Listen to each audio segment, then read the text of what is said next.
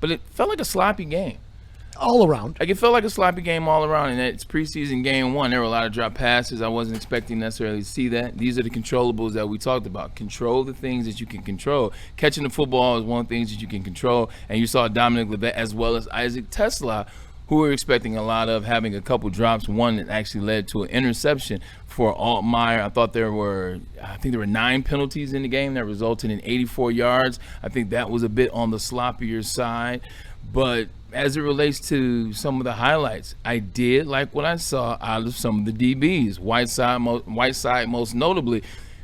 When have you seen a DB play the ball the correct way, B-Lad? I mean, it feels like it's been forever. I saw him legitimately run with the receiver, turn with the receiver, and then turn back, find the ball, play the ball, knock the ball down. Like something like that, that was a plus for me. It was really good to see how that defensive back unit. Yeah, and you know how preseason goes, Bray. They're fighting for the last 4 or 5 roster spots on the team, and that's where, the sloppiness comes about, especially so early in the preseason.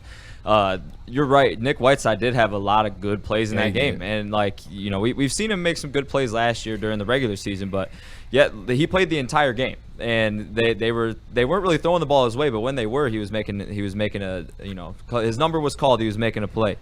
Another player that I actually liked, and now he's taking reps with the ones, according to Twitterland, was Keith Abney. Yes, sir. And I saw the all-22 film on here. I wish we could show it on stream so you guys know what I'm talking about, but I saw the all-22 film on him, every snap that he took, and he looks NFL ready. And you can tell when a guy looks NFL ready the way that he runs with his hips, hip turns, everything like that. He was playing the ball, playing the receiver really well. Looks like he was taking up his assignments really well as well. So that's one player I'm very excited to see, especially because you already know how I feel about the perimeter of this secondary, Bray. Yeah, Cheeks, for the most part, over the last couple of seasons or so, this is their opportunity to get better. You talk about Keith Abney Jr. He is a player that we on the show have talked about a lot, but I have talked about since day one. I thought he was still in the 5th round. I like his ability, the long arms. He plays with a type of cerebralness. And you saw in the game, he's a little bit aggressive. He's a little bit aggressive. He will come up. He will tackle you. He will get his hands around you, and he won't let you go. So that was good to see, excited to see that. But one of those things about Keith Abney Jr., when you're playing against Jameson Williams, Amon-Ra St. Brown, and Isaac Tesla, we'll talk about him in a second. But when you're playing against those guys in practice, day by day, when you get to the games, it's a little bit easier, no matter if you're seeing Jamar Chase or not. So watching Keith Abney Jr. was really excited to see that what we saw on film of him coming out of Arizona State seemed to show itself on film this past Thursday. Another thing that I was very impressed about, I know you talked about your guy, the Egyptian magician. There we go. I was waiting for his name to be said. We call him the Pharaoh's Fury here on Braylon Edwards Show. Say less, the Pharaoh's Fury. One thing I like, and I want you to get into it because I saw a little bit on the show, it was Devin White and the communication. We talked about this going into this game. I was excited to have Devin White as a player. He's a leader. He's a guy that's been communicated. You've seen what he did with the Tampa Bay Buccaneers. I want him to bring some of that. One of those sacks, I want to say it was the first sack that Hassanin got. You saw the communication coming directly from Devin White. Devin White let him know, hey, this is going to happen, boom, boom. Move your ass over here a little bit. He's able to move. He's able to shuck and shy. And when he got in there, man, he shed the blockers, got to the quarterback, and had a relentless play. But a lot of that stems from the communication from Devin White. I was extremely excited and happy to see that. Played a lot of snaps for a veteran player in Devin White, trying to show and prove that he belongs on his team and he's ready. And speaking of communication, Hassanin communicated with his wife all week and told her, I'm going to sack Joe Burrow. And that's just what he did, Bray. Well, once, yeah. And then the second sack, he gets home, and it's a strip sack. Yeah, 4 tackles on the game.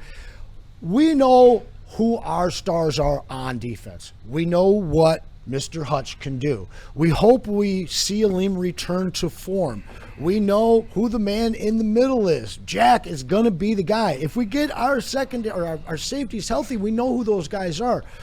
We needed to see some unknown players pop, and that's what we got. Keith Abney Jr., a guy that we've been talking about here, both Justin and Bray been all over him since he was drafted, and he shows out in game 1. But Hassanin is a guy that we were so excited about last year and just got cheated out of really getting a chance to see.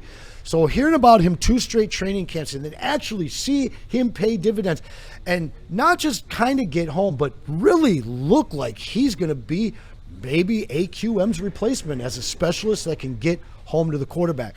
There were a few other guys that made some plays that were promising to me, where I need to see a little more before I start putting him out there and say, hey, this is a guy that's going to, you're going to see him rotate in. I don't know if there's anybody that really said, okay, this guy's a starter outside of Devin White.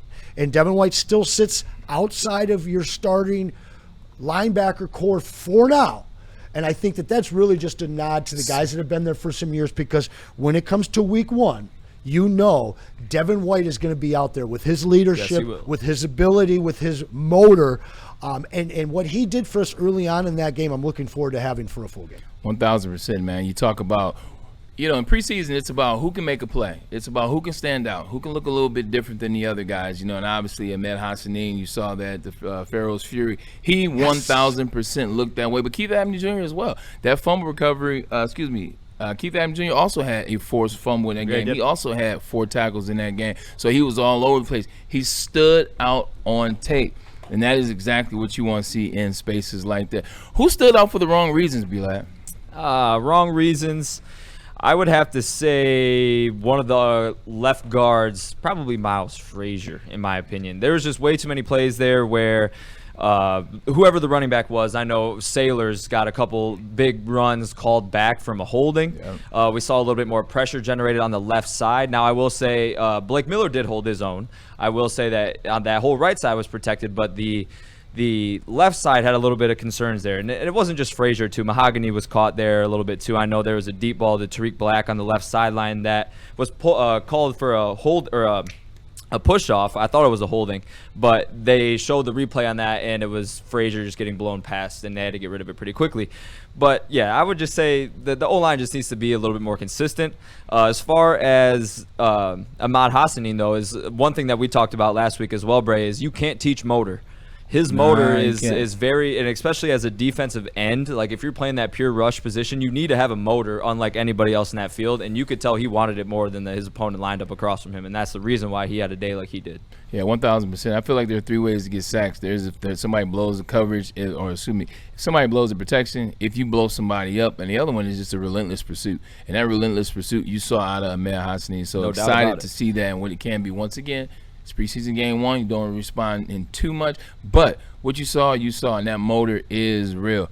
I want to talk about Tesla. Can I stop you real quick, because I do want to get to Tesla. Yeah, go ahead. I've got a super chat here from Will I Am. We can say his name.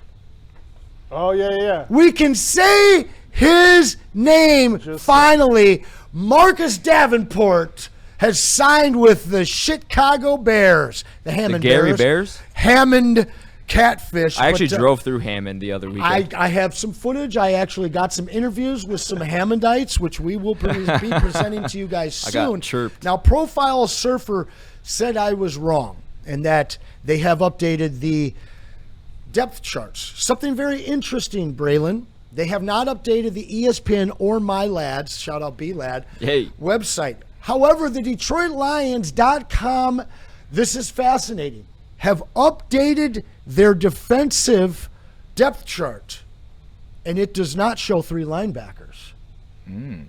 It shows a 4-2-5.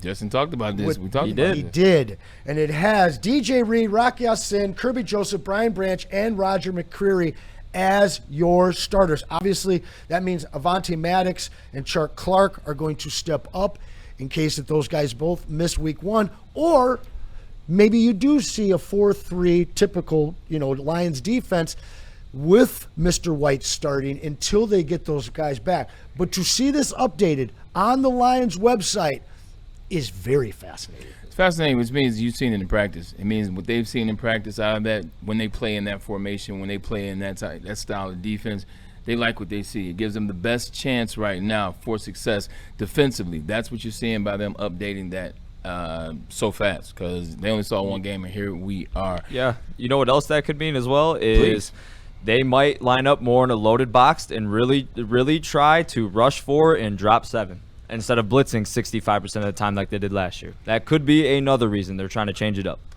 Explain a little bit to the layman man out there, if you will. Last year, the Detroit Lions didn't generate enough pass rush. For everyone that doesn't know, their front 4 was not that good.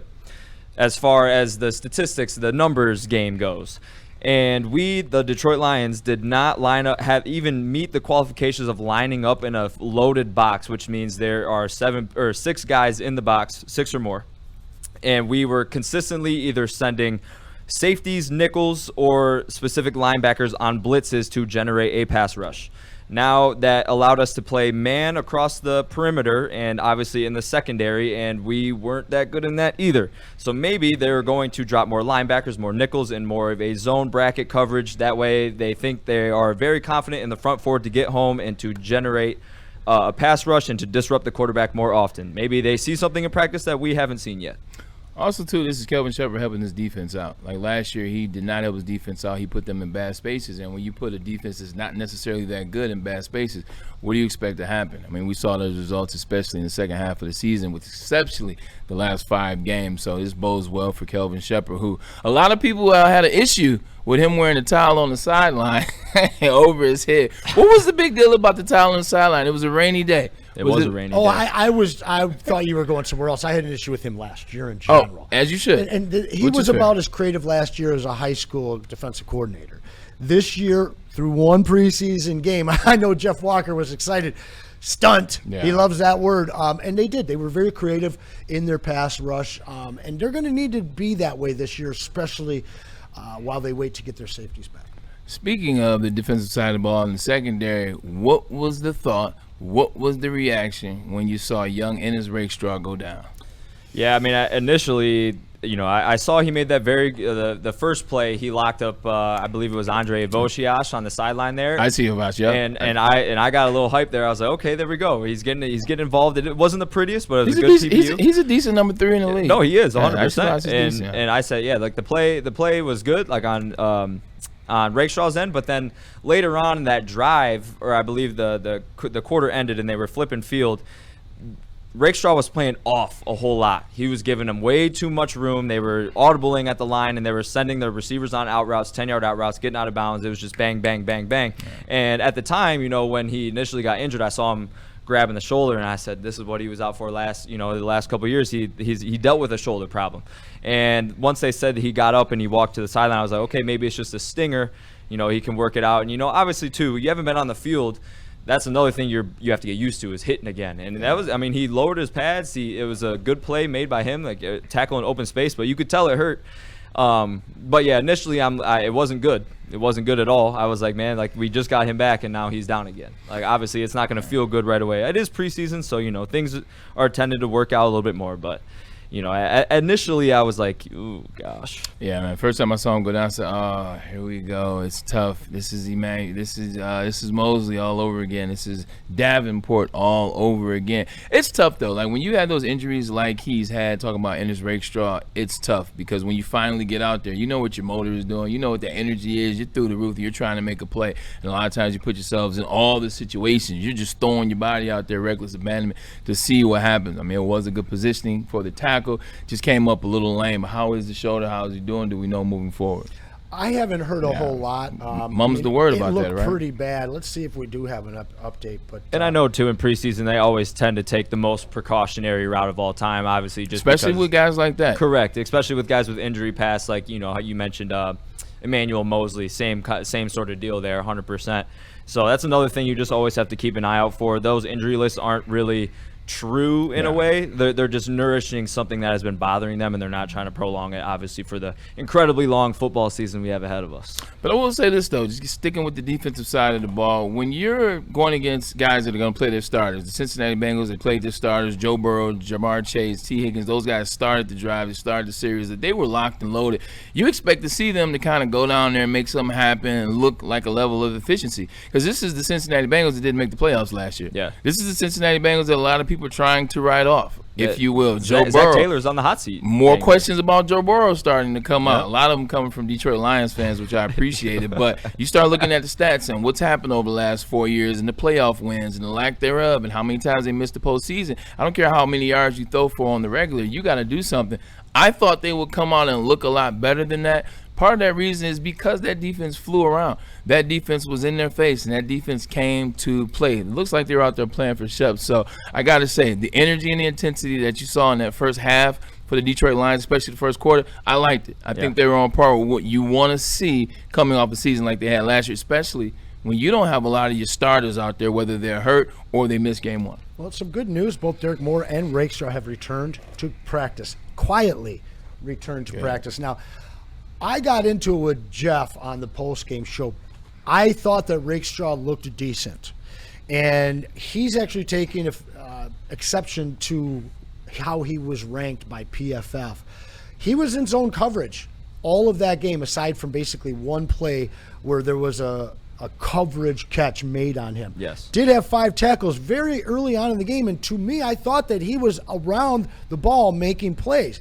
Now, everybody said that they picked on him, they threw to him in his zone coverage, and then he made the tackle. Going through like a checklist of people that you were looking at in this game and how they did. Blake Miller, stock went up. McLaughlin, I thought looked very good. Gave up the 1 sack, but I actually watched like a 2-minute clip of every one of his snaps. He played well. He did. Abney going up. Skylar Gill-Howard looked good. Facts. Absolutely. Facts. Altmaier, I wasn't excited about him. Didn't hate him, but very much. And we'll talk a little more about that backup quarterback play.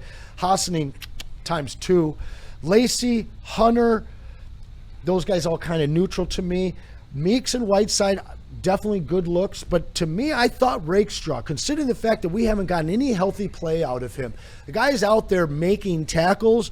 And again, you were asking them to play his zone system. Absolutely. So the ball's going to get there, especially the Bengals' game plan was short passes. They weren't going down the field. Jamar Chase and T. Higgins were not out there for very long. If they were out at all, I think Jamar didn't play. T did. Maybe I'm wrong. I mean, playbooks are always shallow in preseason anyway. It's more just of a really dress just rehearsal. scratching the The surface. fact that Base Rakestraw's package. already back and he's chirping back at PFF, I like the chip that's on his shoulder this week.